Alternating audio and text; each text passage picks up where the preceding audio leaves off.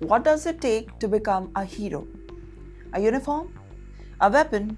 Or simply the courage to risk your own life when everyone else is running away? That question is now at the heart of an extraordinary story from Australia, where an Indian origin cab driver from Hyderabad has been rewarded with a permanent residency after saving nearly 20 lives during one of the country's deadliest mass shootings.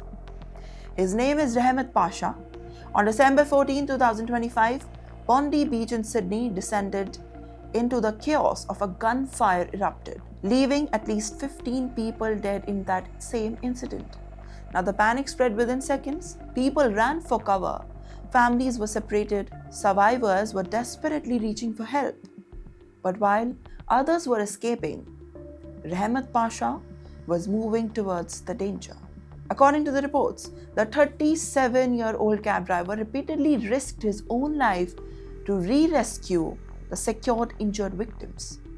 He dodged the gunfire, carried the wounded to safety, and helped transport them, just waiting for the ambulances.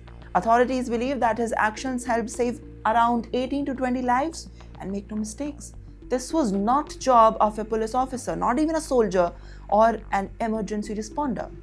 This was an ordinary Indian migrant who made an extraordinary decision in the middle of the unmanageable fear. Australia has now recognized the courage in a remarkable way. In recognition of his bravery, Australian authorities have granted Rahmat Pasha permanent residency. That process is also underway for his wife and 3 children to receive a permanent residency. And that changes almost everything. His story is no longer just about survival. It is about a symbol of extraordinary act, an act of courage that changed the lives forever.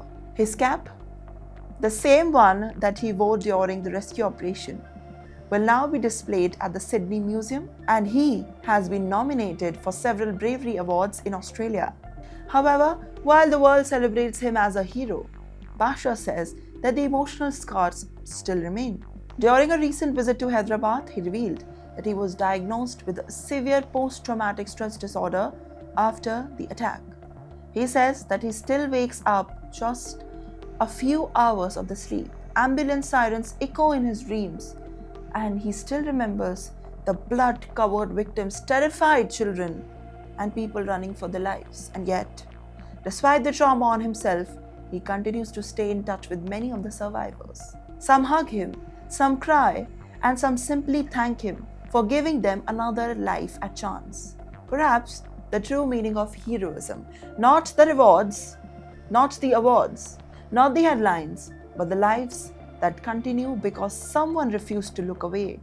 And in a world often divided by borders, identities, racism, the Indian cab driver has reminded us that the courage speaks language that everyone can understand.